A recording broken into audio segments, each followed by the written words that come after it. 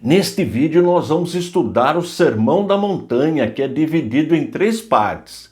Primeira parte, as bem-aventuranças. Segunda parte, os discípulos são o sal da terra e a luz do mundo. E terceira e última parte, o cumprimento da lei e dos profetas. Tudo isso nós vamos aprender neste vídeo.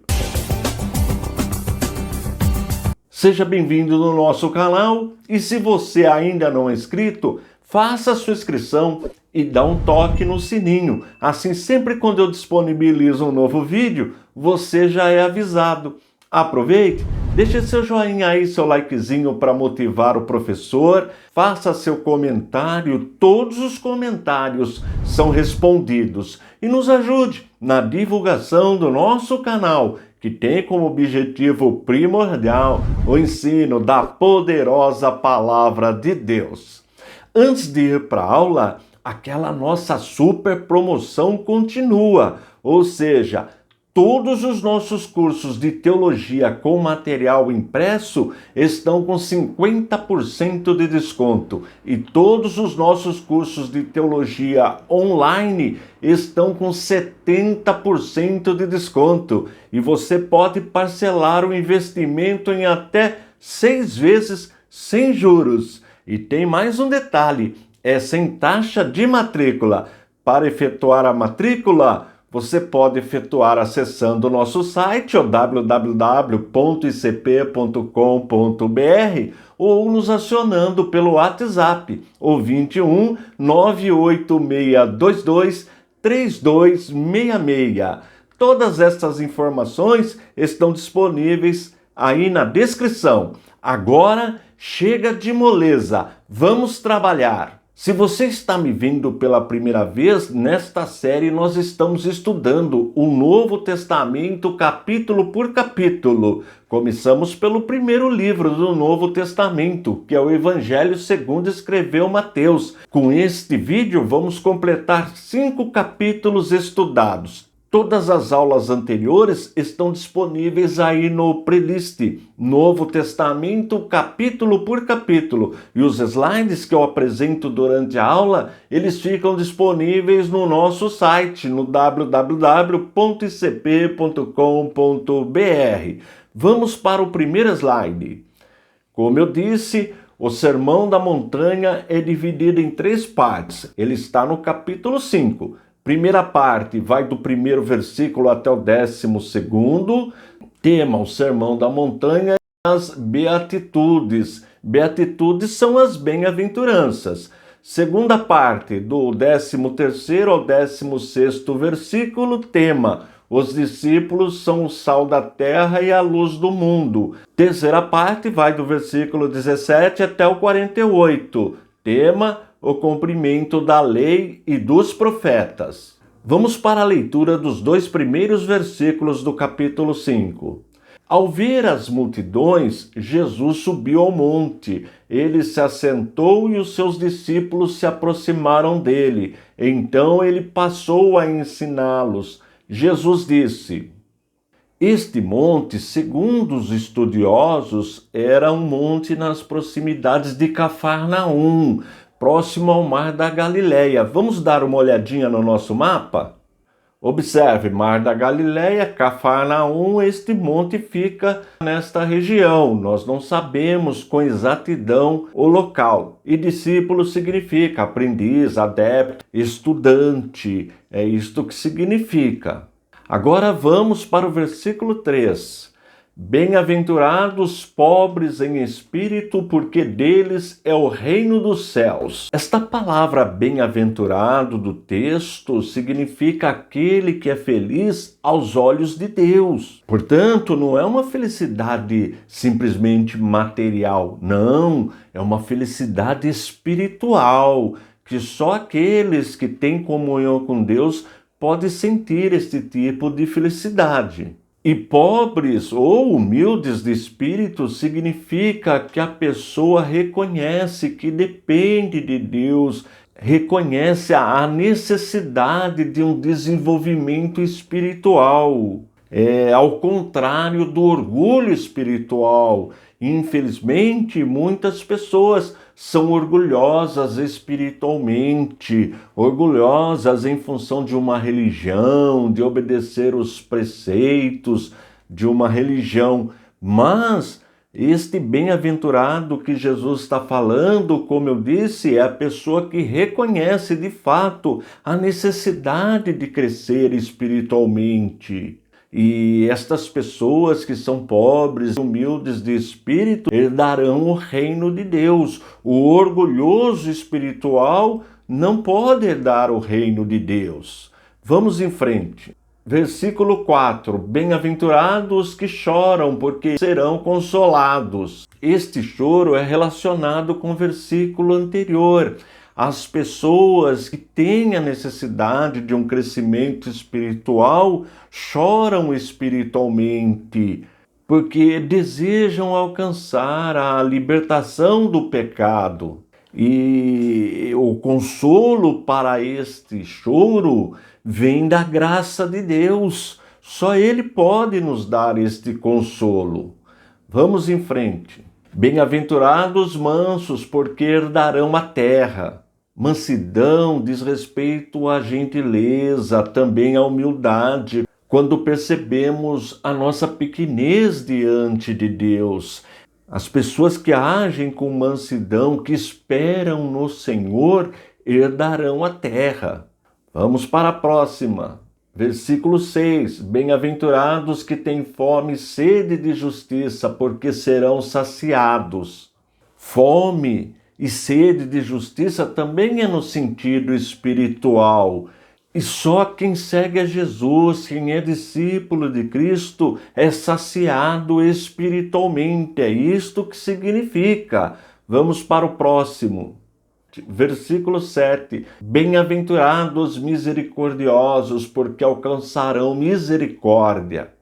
Nosso Deus é rico em misericórdia. Nós não podemos condenar o nosso próximo. Sempre na dúvida, devemos de agir com misericórdia, perdoar. Porque quando nós agimos com misericórdia, Deus também é misericordioso com a gente. Para receber a misericórdia de Deus, é necessário também ser misericordioso com o próximo. Versículo 8. Bem-aventurados limpos de coração, porque verão a Deus.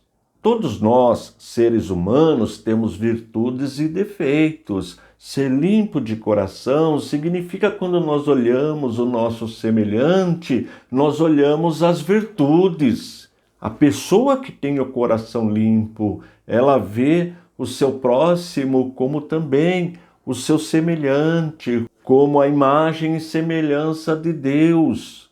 A pessoa limpa de coração, ela enxerga sempre virtudes. E é desta forma que Deus nos olha também. Precisamos olhar sempre o nosso próximo, olhar com coração limpo, coração misericordioso, com mansidão. E pessoa que olha o seu próximo desta forma, terá o privilégio de ver Deus. Vamos em frente. Versículo 9. Bem-aventurados pacificadores, porque serão chamados filhos de Deus. Pacificador é aquele que sempre promove a paz. Esse deve ser o nosso comportamento.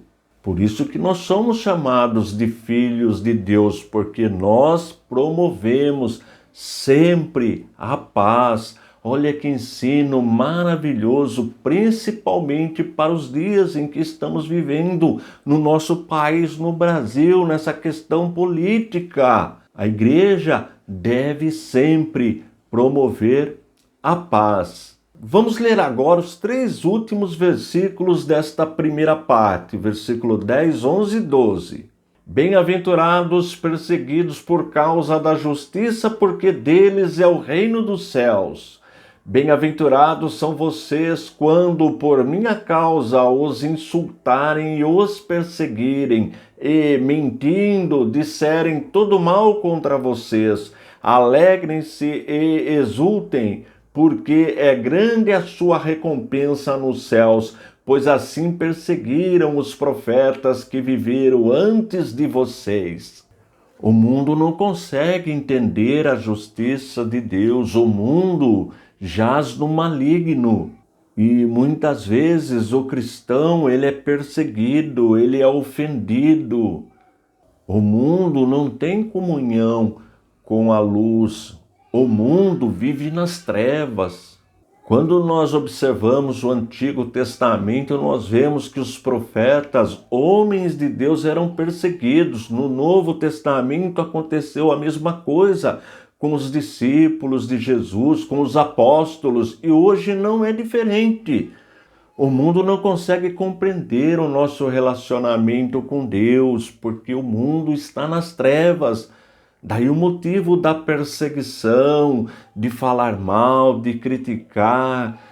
Mas Jesus está falando que aquele que sofre esse tipo de perseguição terá recompensa nos céus. Olha que privilégio é quando nós somos inocentes e somos perseguidos. Perseguidos por quê? Porque seguimos Jesus, porque procuramos andar como verdadeiros discípulos de Jesus. É isto que o texto está dizendo. Vamos para a segunda parte, que vai do versículo 13 ao 16. Tema: os discípulos são o sal da terra e a luz do mundo. Vamos ler os versículos de 13 a 16. Vocês são o sal da terra. Ora, se o sal vier a ser insípido, como lhe restaurar o sabor? Para nada mais presta, senão para, lançado fora, ser pisado pelos homens. Vocês são a luz do mundo. Não se pode esconder uma cidade situada no alto de um monte.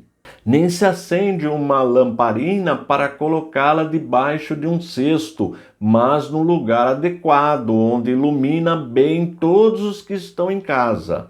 Assim brilhe também a luz de vocês diante dos outros, para que vejam as boas obras que vocês fazem e glorifiquem o Pai de vocês que está nos céus. Veja que o texto é autoexplicativo. A igreja de nosso Senhor Jesus Cristo, a igreja somos nós, todos aqueles que foram impactados pela palavra de Deus, que ouviram a voz do Espírito Santo, que reconheceram que são pecadores, que tiveram um encontro com Cristo, fazem parte da igreja, do corpo de Cristo, do organismo de Cristo. E ela tem um papel, anunciar o Evangelho. Para isto, a igreja é alimentada com a palavra de Deus. E quando nós somos alimentados com a palavra de Deus, nós passamos a produzir frutos, nós passamos a transmitir luz, nós funcionamos como sal. Veja que Jesus deixa claro, se o sal perder a sua função, que é salgar, para nada mais serve. Da mesma forma o crente. Este é o papel da igreja, e é por meio do nosso testemunho. E este comportamento de luz, de sal, ele é automático. Todo aquele que é alimentado com a palavra de Deus começa a produzir frutos, começa a produzir coisas boas, começa a dar bom testemunho. A igreja não pode perder a sua missão, o seu alvo, porque senão vira escândalo, não tem mais função. Agora, quando a igreja se comporta de acordo com a palavra de Deus, ela glorifica a Deus pelo seu testemunho.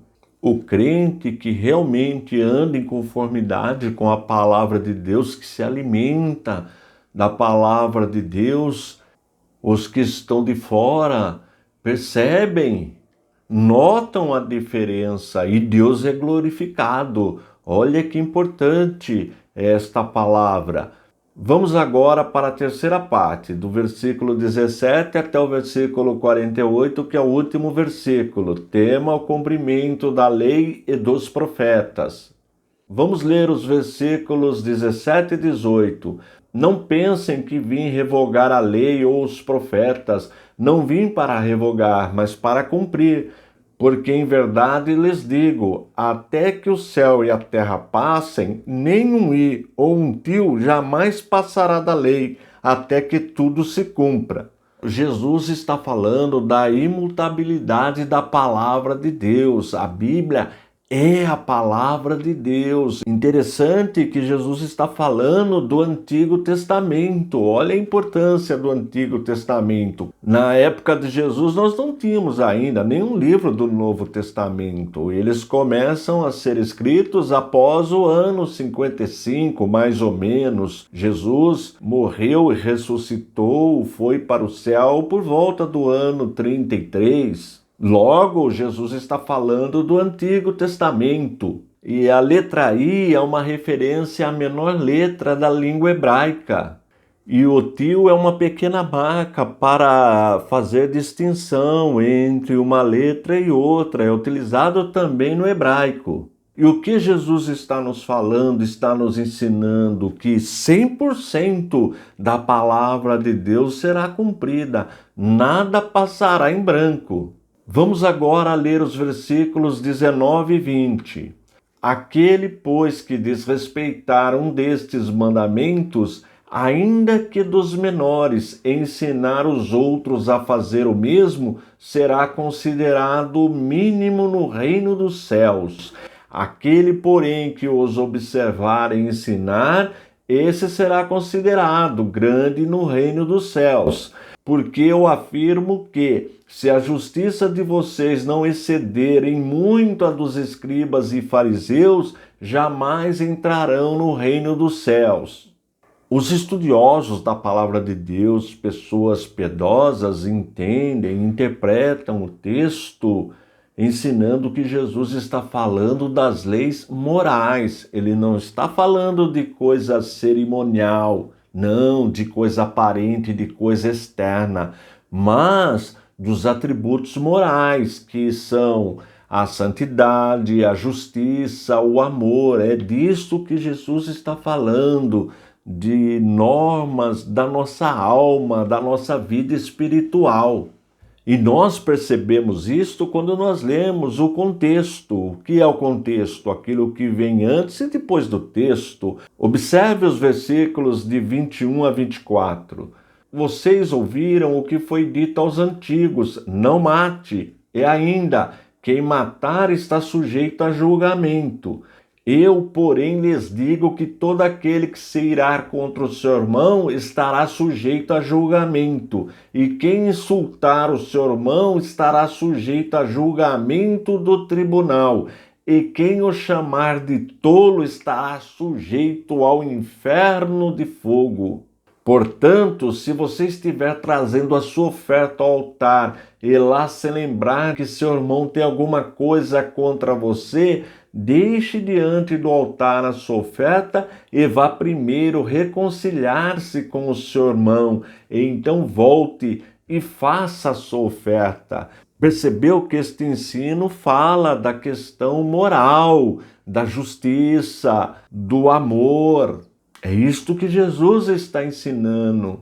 Não adianta ofertar a Deus se nós odiamos uma pessoa, se nós estamos em contenda com uma pessoa. Precisamos consertar, precisamos conversar, precisamos de reconciliação para que Deus aceite as nossas orações, as nossas ofertas. É isto que Jesus está ensinando. Vamos ler agora os versículos 27 e 28. Vocês ouviram o que foi dito, não cometa adultério. Eu, porém, lhes digo, todo que olhar para uma mulher com intenção impura, já cometeu adultério com ela no seu coração. Percebeu de novo a questão moral? Jesus está falando da nossa alma, não está falando de coisas externas, cerimonial. Não, ele conhece os nossos pensamentos, conhece a intenção do nosso coração. É isso que Jesus está ensinando. Vamos agora ler os versículos 29 e 30. Se o teu olho direito leva você a tropeçar, arranque-o e jogue-o fora. Pois é preferível você perder uma parte do seu corpo do que ter o corpo inteiro lançado no inferno. E, se a sua mão direita leva você a tropeçar, corte-a e jogue-a fora, pois é preferível você perder uma parte do seu corpo do que o corpo inteiro ir para o inferno. Claro que é de forma simbólica, ou seja, se uma parte do meu corpo me escandaliza, é melhor neutralizá-la. É isso que Jesus está nos ensinando. E ser lançado no inferno, aí é no lago de fogo, na Guiena ou Geena. É isso que Jesus está falando. É o inferno escatológico, o lago de fogo. Ficar eternamente distante de Deus. Vamos ver agora os versículos 31 e 32. Também foi dito: aquele que repudiar a sua mulher deve dar-lhe uma carta de divórcio. Eu, porém, lhes digo: quem repudiar a sua mulher, exceto em caso de relações sexuais ilícitas, a expõe a se tornar adúltera, e aquele que se casar com a repudiada comete adultério.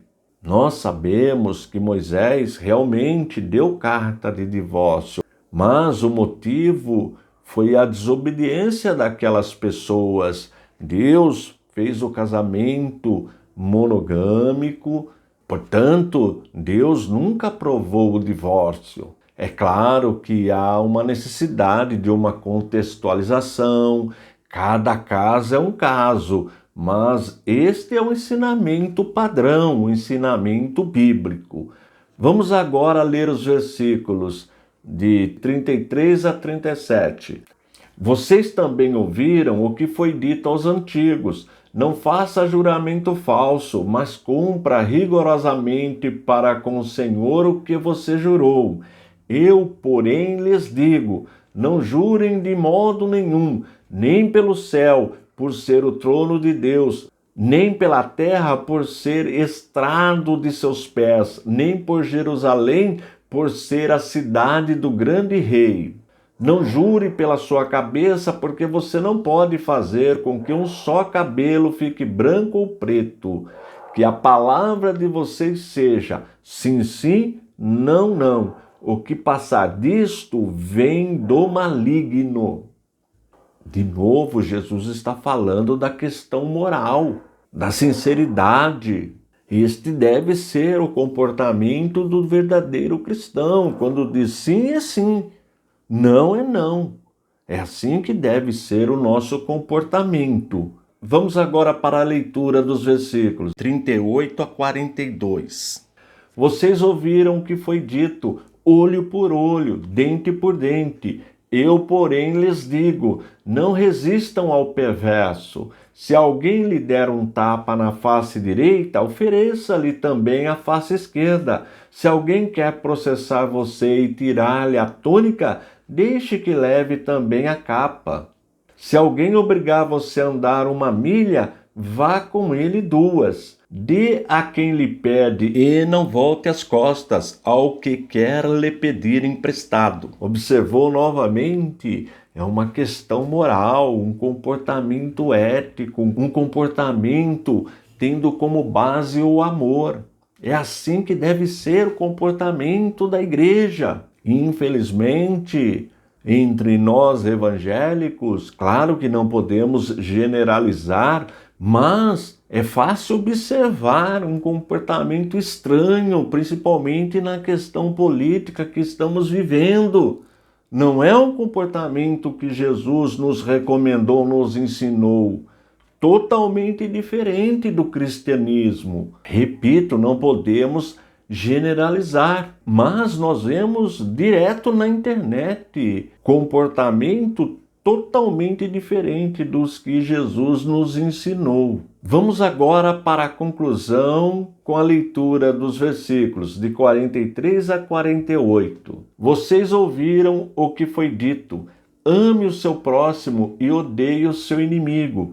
Eu, porém, lhes digo: amem os seus inimigos e orem pelos que perseguem vocês, para demonstrarem que são filhos do Pai de vocês que está nos céus, porque Ele faz o seu sol nascer sobre os maus e bons e vira chuvas sobre justos e injustos.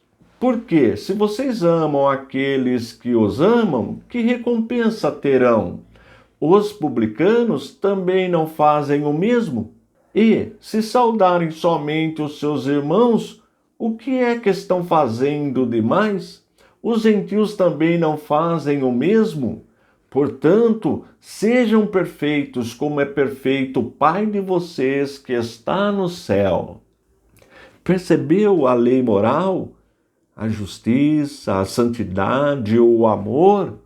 É disso que Jesus está falando, é isto que nós precisamos aprender com o nosso mestre. Notou também como o texto é super atual? Tem tudo a ver com o que está acontecendo no nosso meio, no meio evangélico? Daí a palavra de Deus ser renovada dia após dia. Na próxima aula nós vamos continuar o nosso estudo sobre o Evangelho segundo escreveu Mateus, capítulo por capítulo. Não vai perder a próxima aula. Estou indo embora, forte abraço e fique na paz de nosso Senhor e Salvador Jesus Cristo.